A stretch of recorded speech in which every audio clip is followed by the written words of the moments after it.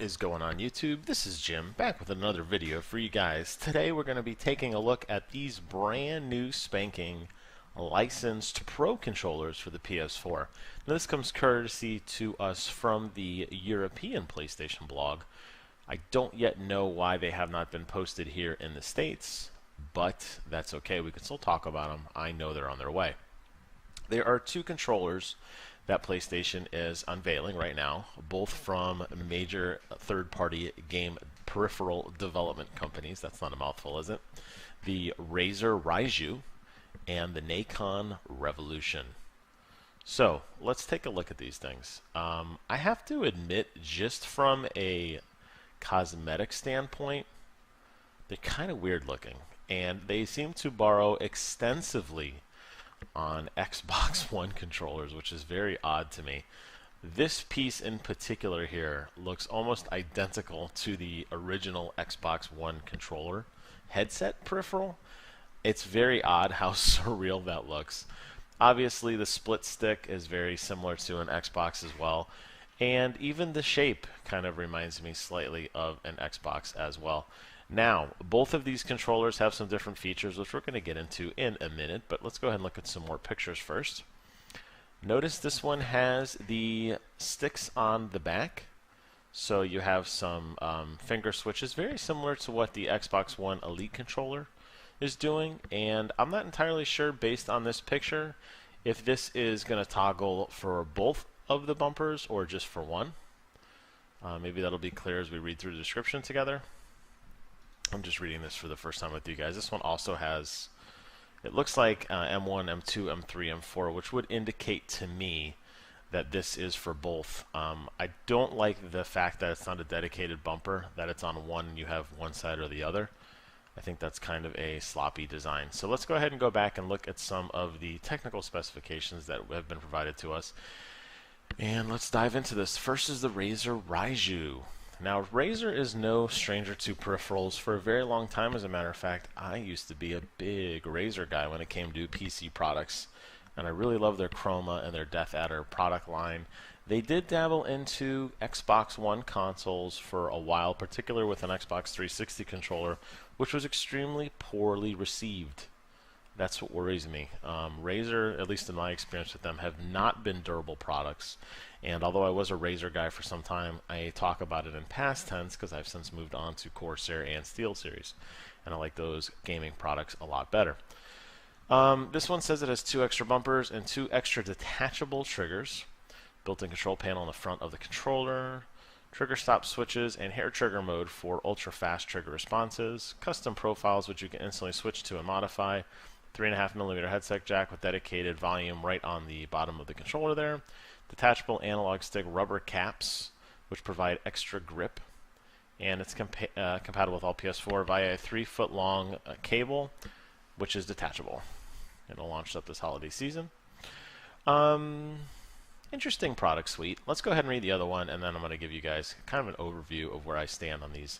The Nacon Revolution, also developed with the eSport player in mind, has a 46-degree amplitude dual analog stick enhanced with innovative firmware for advanced esports accuracy and reach, 4 extra shortcut buttons, 8-way D-pad, custom profiles, 2 internal compartments with 6 additional weights for a tailored balance and feel, and it also comes with a 3-meter long cable with that is detachable. So both of these are trying to emulate what the Xbox One Elite controller has so successfully done for me and swayed me away from my beloved PlayStation, and I've really gravitated toward the Xbox One when it comes to competitive shooters. And I'm a huge fan of the detachable sticks, especially for racing games. The longer the stick, the longer the pull on the controller. Gives you a much more precision feel when you're driving a car for those finesse turns or for that finesse gas or that finesse braking. I don't know why PlayStation did not keep this in-house. Both of these controllers have a very cheap look to them. And they really do remind me of those crappy clear plastic, multicolored plastic controllers you had when you were a kid. We referred to those as the guest controllers.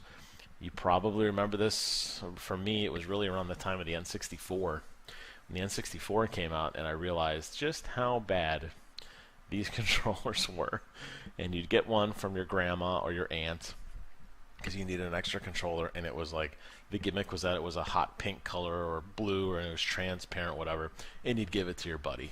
These have that look to me. They just don't look very good. They're a very odd shape. It's not that distinctive PlayStation design.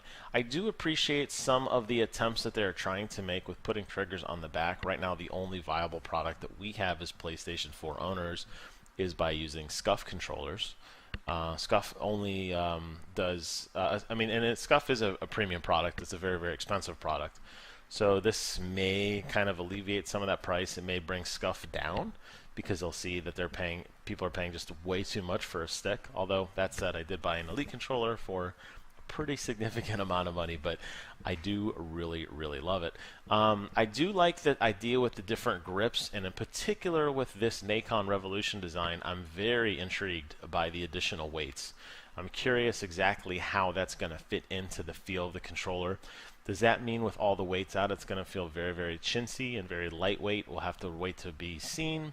I'm also curious if these sticks remove the rumble motors. A lot of times, professional players do not want the rumble motors. They find it distracting. So we may not have a rumble feature in these. It's hard to say. Now, there is some nice attention to detail, particularly on the Revolution with the touchpad. If I magnify this image here, you can see it does have the sacred symbols right on the D-pad, or the touchpad, which is a really, really nice feature. But notice, assuming this is the real photo, I can't tell if this is like a CAD drawing or if this is the real thing. The PlayStation buttons, in terms of the sacred symbols, the actual buttons themselves, they're not equally spaced. The sizes of the buttons are different. They're different places in terms of how close they are. I mean, here they're almost touching. Over here, they're significantly farther away. And I'm not entirely sure, but it looks to me as if these thumbsticks may be a little bit bigger in contour than this, or in diameter rather than this thumbstick.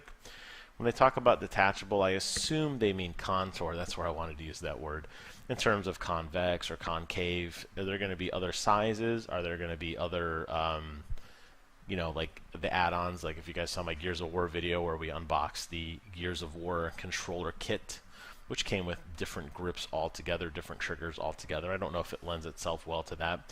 Now, as a PlayStation owner, I do appreciate that they are trying to make analog sticks that are offset, because this configuration with two of them on the bottom just doesn't feel as natural as it does, I'll say, in this configuration. Very similar, obviously, to the Xbox One controller. You'll notice here that the cable, it looks like it actually screws into place. This one looks just like a standard USB plug. This design intrigues me a lot, and I'm curious if there's a reason behind that, or if that's just, whatever, if there's why they did that. The other thing that I want to point out is the actual contour of where the bumpers would be.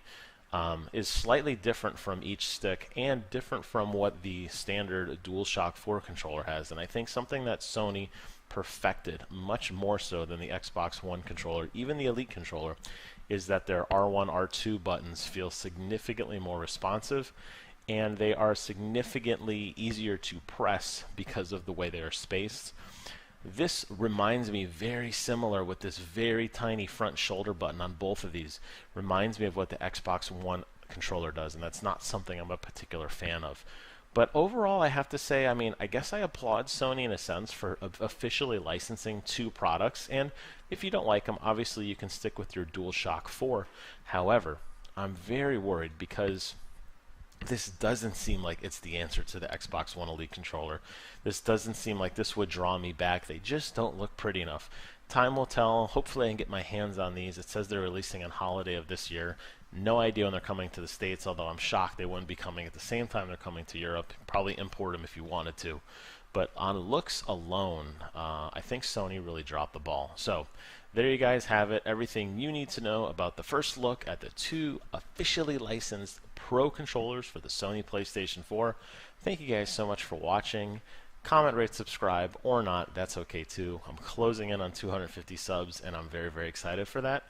And that's all. Leave some comments below. Let me know what you think. Did you like it? Do you not like it?